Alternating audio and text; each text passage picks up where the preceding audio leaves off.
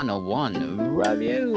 Book 101 is all about the books that I read for the last 40 years. And today I have my special guest. One of her advocacy to make tech simplify and business strategies, no other than Miss Cara Williams. Hey, welcome. Thanks for having me. Welcome to Book 101, Miss Cara. And can you please introduce more about yourself that I miss? Yeah, so I'm Kara Williams, and I help entrepreneurs simplify their tech so that they can leave all that chaos behind and have more time. They can have more freedom, and they actually increase their bottom line when they consolidate. So, saving time and money all in one. I like that. Miss Cara, saving money and efficiency indeed. And thank you so much for sharing your knowledge and wisdom to the world. Let's talk about or defining the hidden cost and the problem. Yeah, Hidden so costs of success beyond obvious stress. What are the specific, less obvious costs that successful entrepreneurs are paying?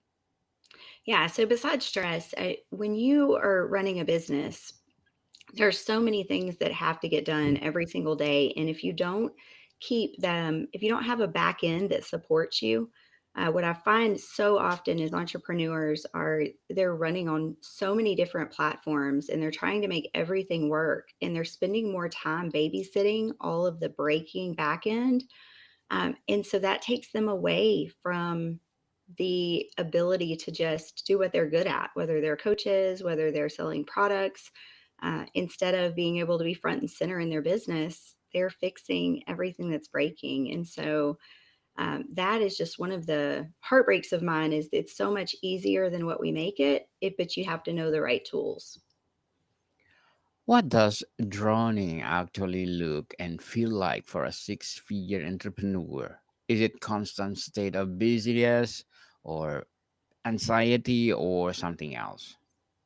I think it can be both. I think that we can we can get so busy with all of the things that need to be done, and get overwhelmed. And I think so many times then you shut down. I think when you allow yourself to feel the overwhelm and not have the right systems in place, it actually leads to shutdown much sooner than if you can, make sure that your processes are solid, and then you don't have to babysit all of the things that need to get done because you have processes and systems that do them for you. Miss Cara, how did you first identify the specific phenomenon of profitable but overwhelmed business owners?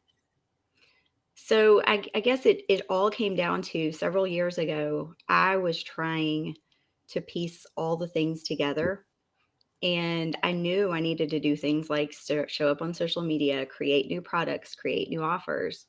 But what was happening was I was trying to build out back ends to support what I was trying to do on the front end, and it was taking all my time. And I found myself behind the keyboard instead of doing what it was that I knew I was supposed to be doing, coaching and helping simplify other people's businesses. And so when I realized that I could consolidate and I could get rid of all of the things that were breaking and causing stress, it actually freed up all my time and my mental energy to actually serve my customers better. And so once I made that switch, I just so passionate now about helping other people do the same thing because you don't have to live in that constant state of chaos. Miss Cara, let's talk about the on the root causes of tech and systems. Let's talk about tech. How does the very technology that's supposed to create freedom become primary source of trap? Yeah, so many times I see people, and there's so many platforms that you can use. But when I first started, I was using ClickFunnels, I was using Kajabi, I was using WordPress, I was using ManyChat, I was also using Metricool. And to make all of those things talk to each other, I would have to go into one and set up my funnel. Then I would have to go to my website and I would have to change the links to where the buttons were to go to the funnel. And then I had to make sure that the funnel was zapped over to ManyChat so that it knew the link if somebody commented the keyword.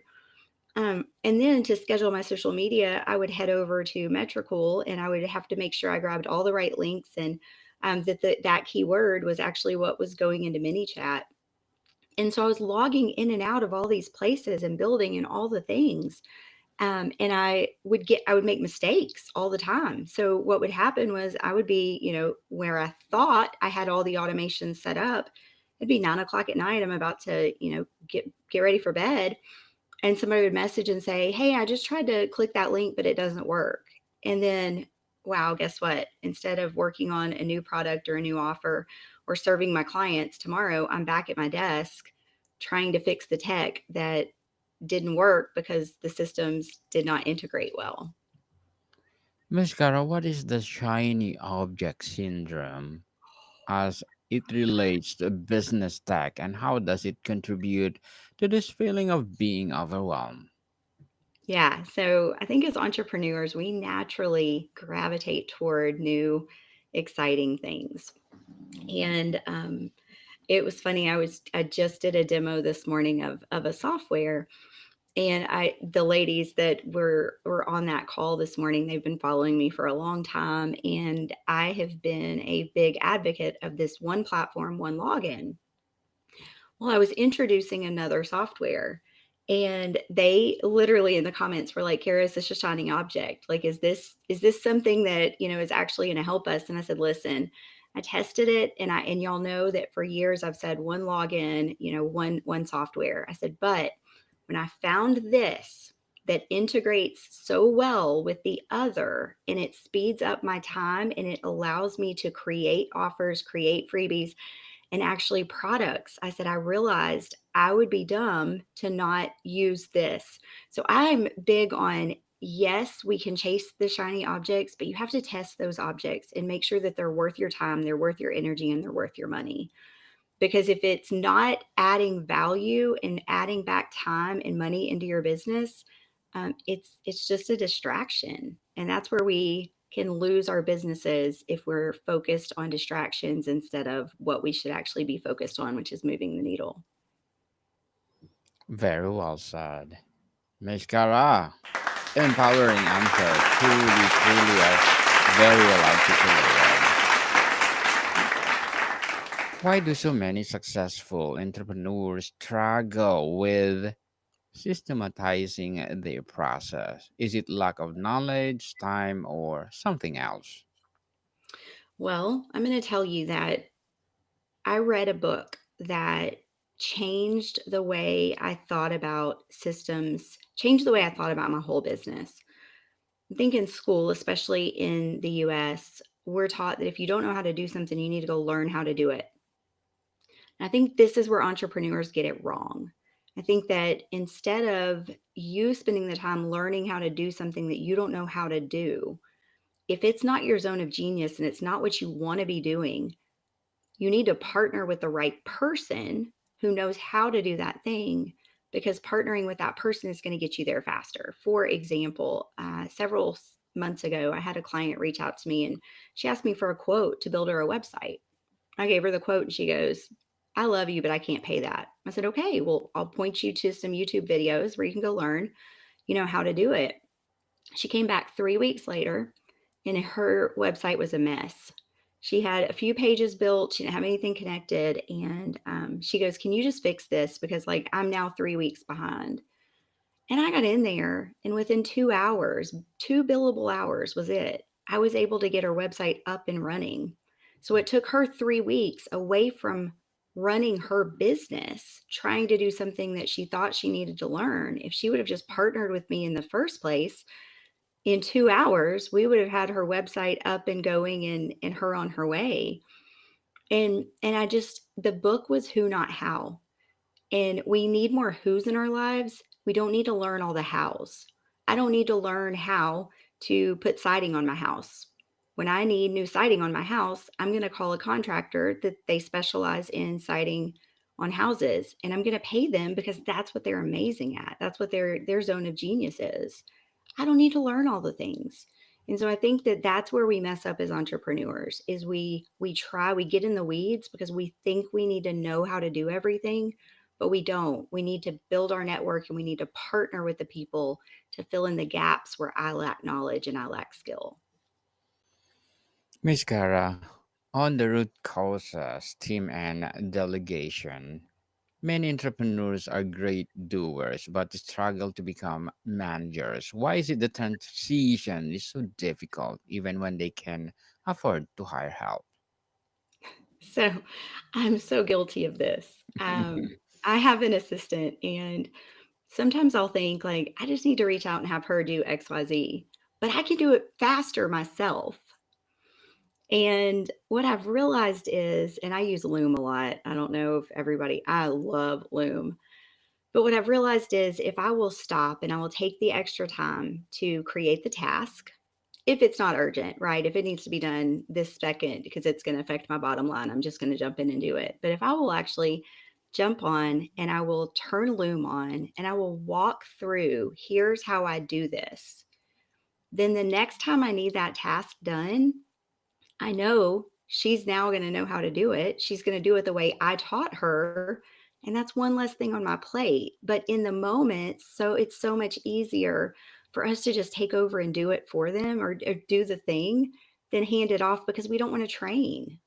And that's actually one of the thing the I guess the gaps I found in the market was I love the high level platform. I don't use high level itself. I use a white label because I love the customer service.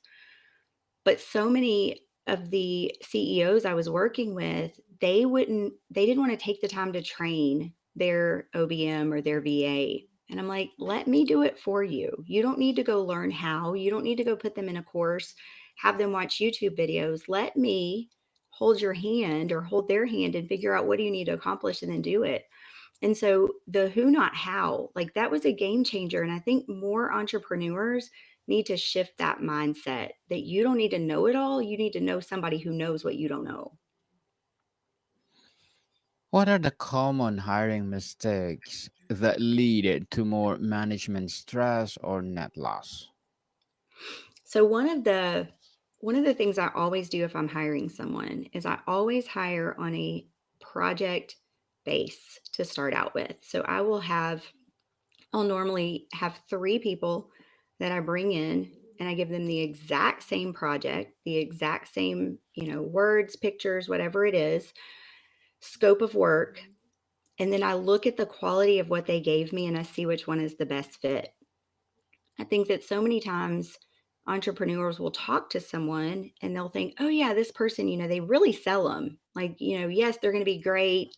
It's going to be amazing. This person knows all the things, but they haven't tested their skills to know that they actually know all the things. Their resume may look good, they may talk the talk, but they don't vibe together and it's not the right feel for your business, whether it's, creating, editing your videos or creating your website. It's got to really fit that mold. And so I think that's probably the most common mistake people make when they hire is not making sure that person knows what they're doing. Miss Kara, how does the fear of losing control or quality prevent a leader from effective delegating even when they are completely overwhelmed? So that's something I really struggle with too. And I think so often we think we can do it the best. And I heard a statistic one time that said if someone else can do it 80% as well as you do, you shouldn't be doing it anymore. And and if we will let go of that control and then help that person get to that 100% by giving them tweaks. Like I just had somebody this week, she does a lot of uh, graphic design for me, and when I see something now, I'm like, she does an amazing job and I'm very hands off. I want to be able to turn over a project to someone and just let them take it because they're my who. And there were just little things. I'll be like, "Hey, loved the content this week. This little thing needed to be changed. Could you do that moving forward?" "Oh yeah, that's great." We can help them get better if we will relinquish some control. But they're never going to get better, and we're going to just keep all that control if we don't learn how to effectively train them and help them become the person that we need, because they want to be. Like, most of the people that work with you want to be that employee that is your key player. But we got to help them. Yes, for sure. We need to help them, people. And Miss Cara, as a tech simplifier and a business strategies, what are your short-term and long-term goals? My short-term goals is to just really impact a lot more entrepreneurs and help them consolidate their tech, help them see the benefit of that and put it into practice. And then my long-term goals would be to grow um, a team that could help more entrepreneurs so that we can kind of just spread this movement of, friends, we're doing it the hard way. We're overspending on platforms. We're underutilizing our platforms, and we're spending more time and energy when there's a simpler way. And so, really, just starting a movement of, let's simplify so that we can actually enjoy entrepreneurship again. Because most entrepreneurs did not get in business to run a big team.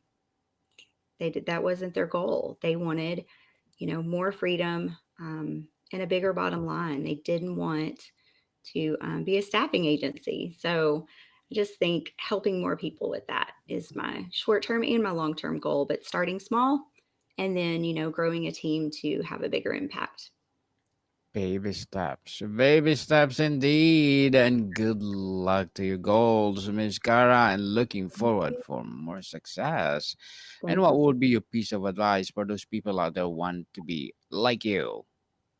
Oh man. You know what? Just dig in and start doing. You gain clarity and you learn from doing. You don't learn from sitting on the sidelines. You don't learn from watching more videos. You learn from doing. And so I am constantly on a weekly basis evaluating where my marketing message is, what that looks like, and am I attracting the right people? And if not, guess what? I'm circling back and I'm pivoting and I'm fixing that messaging. And I would say too, the other thing is, be the queen or king of pivot, because the first thing you start with is not necessarily going to be what you end with. So you have to be flexible and you have to let the market tell you what they need and where you can help them. Definitely. And thank you for that advice, Miss Cara. And can you please recommend a book or books that influence your journey? Yes, two books that every entrepreneur should read is 10x is easier than 2x and Who Not How. And those two books just really changed my entrepreneurship journey and really made me see from a different light. So definitely listen or read those. Hmm. Thank you for that recommended books, Miss Cara. And let's talk about the prevention and sustainable success for a newer entrepreneur who is on their way to six figures. What can they do now to avoid this specific trap later? So I always tell people, I wish I would have known when I started that I needed to go with one platform, simplicity. I talk to entrepreneurs that they're like, well, but I can use this and this and this because I've already got it set up. I literally, when I realized my back end was broken and that my business was not running efficiently anymore, I literally took 2 weeks. I silenced the noise and I rebuilt so that I would have an automated back end that worked for me. That 2 weeks was the best thing I did for my business because I quit piecemealing and I quit trying to make the tools that weren't really meant to work together. And so I like to say the best day for you to have switched to an all in one and simplified your tech was on day one of your business. But the second best day is today, Now, right now, people, right right now, now. right Do now. it now. Stop procrastinating now. How does one redefine success from purely revenue based to include metrics like personal time, energy, and team morale. Yeah. So again, I think a lot of us, we did not get into entrepreneurship to, run big teams. We got into it for time freedom, and I'm a mama. And so you will find me Friday nights, I'm on the football field sidelines cheering on my boy. And I see so often entrepreneurs, they they get so, and I'm guilty of this too, so addicted to what we're doing because we love what we do. I mean, that's the one thing about being an entrepreneur is like if you don't love it, you're not going to be successful. And so I think really looking at, is this next sale, if I'm going to miss this important event, vacation, time with my kiddo to make this sale, which one am I going to look back and regret? Am I going to regret not having more money in the bank or not spending that time with my kiddo or going on that vacation? And so when even when I market my, one login, simplify your tech, I tell people your bottom line is going to increase when you cancel all the tools and you switch to one. And you get to choose where you use that money and that extra time. You can either put it back into your business and you can market, or you can use it to go on a family vacation, or you could use it to, take your family and do something, fun Saturday morning. Let's go try a new breakfast joint. Like you're going to have more time freedom and more money. It's you get to choose what you do with it.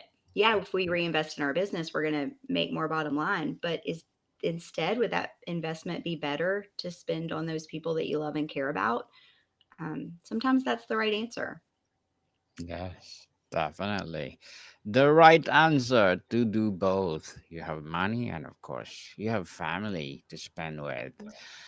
What role does creating an owner's mindset versus a technician's mindset play a building a sustainable, overwhelming business?